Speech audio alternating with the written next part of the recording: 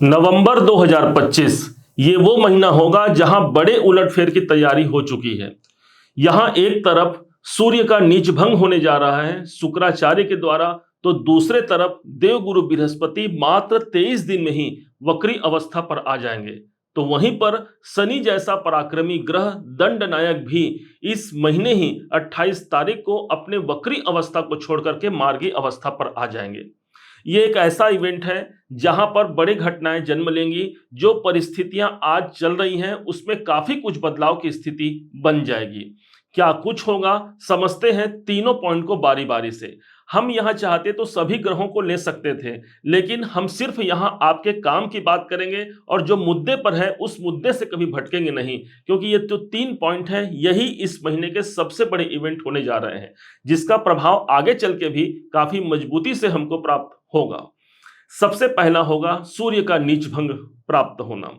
ध्यान दीजिएगा, मेष राशि के अपने पंचम भाव के स्वामी सूर्य देव हैं और अभी तक पिछले करीब 15 दिनों से ये नीच अवस्था पर व्याप्त थे, और वो भी कहां, सातवें घर पर। सातवें घर पर सूर्य का केंद्र भाव पर नीच का होना कोई बहुत अच्छी परिस्थिति नहीं मानी जाती।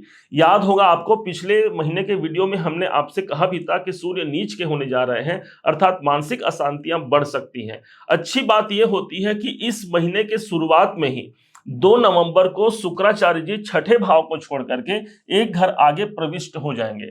अब यहां पर शुक्र जो प्रवेश करेंगे वो अपने स्वयं के मूल त्रिकोण राशि पर प्रवेश करेंगे, जहां पर सूर्य का निज भंग जो होना है वो शुक्राचार्य के माध्यम से हो जाएगा। परिणाम के रूप में क्या मिलेगा, मानसिक शांति हमको प्राप्त होगी। कोई डिसीजन आपने लिया है, अब उस पर काम बनने और काम पर आगे बढ़ने की उम्मीदी को यहां पर प्रखरता से देखी जा सकती है।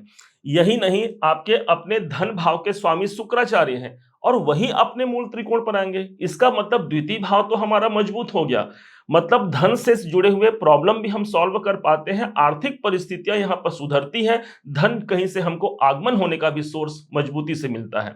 क्योंकि सप्तम भाव पर यह नीच भंग हो रहा है, शुक्र स्वयं अपनी राशि पर रहेंगे, तो बिजनेस, व्यापार और कैरियर के लिए भी इसे एक सपोर्टिंग गोचर माना जाएगा, जिसका प्रभाव 24 नवंबर तक सूर्य देव के संग में शुक्राचार्य जी रहेंगे। हालांकि 16 तारीख को सूर्य निकल जाएंगे और पहुंच जाएंगे अष्टम भाव पर। और बिजनेस, दांपत्य जीवन दोनों के हिसाब से शुक्र का समर्थन हमको 24 तारीख तक सबसे ज्यादा मजबूती से प्राप्त होने जा रहा है। अब आइए दूसरे गोचर पर चलते। दूसरा होगा गुरु का वक्री होना। ये एक ऐसा ग्रह है जो सबसे बड़ा एक सौर मंडल का बड़ा ग्रह है, और अपने इस कार्यकाल में ये वक्री अवस्था पर अब आने वाले हैं 11 तारीख को। देखा जाए तो ये पहली बार ऐसी घटना होगी इतिहास में। प्रथम विश्व युद्ध जब हुआ था, द्वितीय विश्व युद्ध जब हुआ था, या कोरोना का काल जब था, उस समय पर गुरु अतिचारी थे, और इस बार अतिचारी अवस्था पर होकर के मात्र 23 दिनों में ही ये वक्री अवस्था को छोड़ करके वक्री अवस्था पर आ जाते हैं, और इनका अब जो मूवमेंट होगा वो पीछे की तरफ चला गया। माना जाता है कि कोई शुभ ग्रह जब वक्री अवस्था पर आ जाए तो उनके शुभत्व की वृद्धि 3 गुना हो जाती है। इसका मतलब सुख के भाव पर है, सुखों में वृद्धि होगी।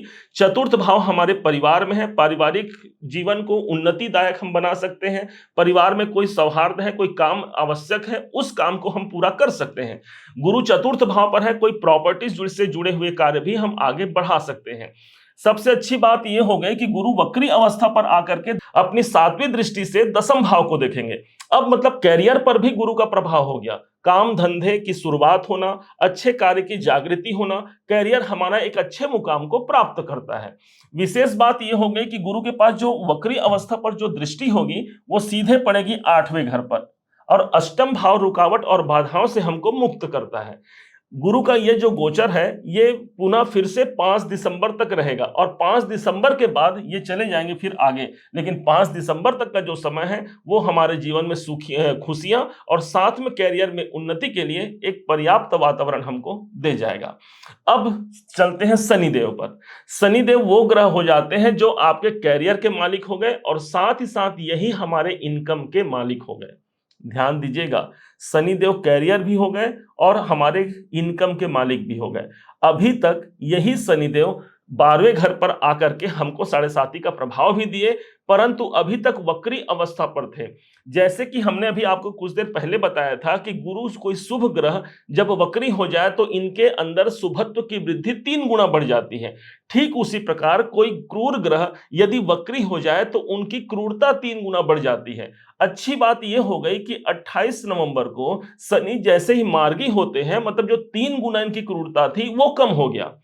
मतलब यदि हमने इनकम के मार्ग को अवरोध होते हुए देखा है, कोई काम है जो पूरा होते होते नहीं हो रहा है, वो सब काम बनने प्रारंभ होंगे ना। और वही नहीं, 12वें घर पर अब शनि को हम कहते हैं 12वें घर पर ये विदेश से हमको जोड़ते हैं, तो मतलब विदेश से जुड़ा हुआ कार्य हमारा बन सकता है।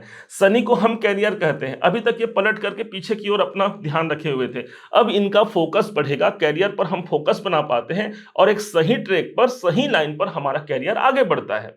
विशेष बात हो गई जब, हाँ, हालांकि एक बात समझना होगा, 12वें घर पर शनि है, इसका मतलब यह भी है कि खर्चे हमारे बने रहेंगे। जो 3 गुना खर्चे थे कम से कम उसमें तो कटौती हो गई, 1 गुना खर्चे अभी भी बने होंगे, क्योंकि 12वें घर पर शनिदेव विद्यमान होंगे। जो लोग भी अपना कैरियर कहीं बाहर शिफ्ट करना चाहते हैं, दूसरे देश में या दूसरे प्रांत में या दूसरे स्थान में, क्योंकि दशमेश होकर के 12वें घर पर है, वो सब लोग कर सकते हैं। शनि का 12वें घर पर होना और मार्गी होना हमको ये बेनिफिट देने वाला है। अब चूंकि लाभ भाव पर अभी तक उनका प्रभाव था, अब लाभ के स्वामी 12वें घर पर गए हैं, तो जो हम इनकम ले रहे हैं, जो हम लाभ ले रहे हैं, उसको हम सिर्फ लाभ ही नहीं लेंगे बल्कि निवेश भी करने का योग बनेगा। अब चूंकि शनि डायरेक्ट हो गए, इनकी दृष्टि पड़ रही है द्वितीय भाव पर, और द्वितीय भाव धन का है, इसलिए शनि देव अब मार्गी होकर के हमारे आर्थिक हालात को भी बदलेंगे। शुक्राचार्य जी ऑलरेडी अपने मूल त्रिकोण राशि पर हैं। देखा जाए तो नवंबर का महीना एक पॉजिटिव महीना होगा, और यही नहीं, आगे भी देखा जाए तो लंबे समय तक अब शनिदेव वक्री होने वाले नहीं हैं। साढ़े साती का अपना एक अलग प्रभाव होता है, कुछ मानसिक अशांतियां साढ़े साती पे प्राप्त होती ही हैं, इसको लेकर के चलना है। हनुमान जी की आराधना करने से, शनिदेव पर तिल तेल का दीपक जलाने से शनिदेव प्रसन्न होते हैं। सबसे बड़ी प्रसन्नता शनि को हमारे कर्मों से होती है, और यदि आप कर्मवान हैं, अपने अपने दायरे से आप भटकते नहीं हैं, तो निश्चय मानिए शनि देव की यही साढ़े साती हमारे लिए किसी वरदान से कम नहीं होगी, और एक विशेष प्रगति की ओर हम आगे बढ़ पाते हैं। उम्मीद है आप सबने इसे समझा, आप सबने इसे जाना है। यदि आपने इसे समझा है, जाना है, और मेरे समझाने का प्रयास यदि आपको सार्थक लगा हो, मेरे समझाने का तरीका यदि आपको सार्थक लगा हो, तो हर बार की भांति इस बार भी अपना प्यार भरा लाइक और कमेंट करना कभी मत भूलिएगा। और हाँ, यदि अभी तक आपने चैनल को सब्सक्राइब नहीं किया है, सब्सक्राइब जरूर कीजिएगा। पुनः एक बार फिर आप सभी का दिवस बहुत मंगलमय हो, इन्हीं शुभकामनाओं के साथ। जय श्री राम।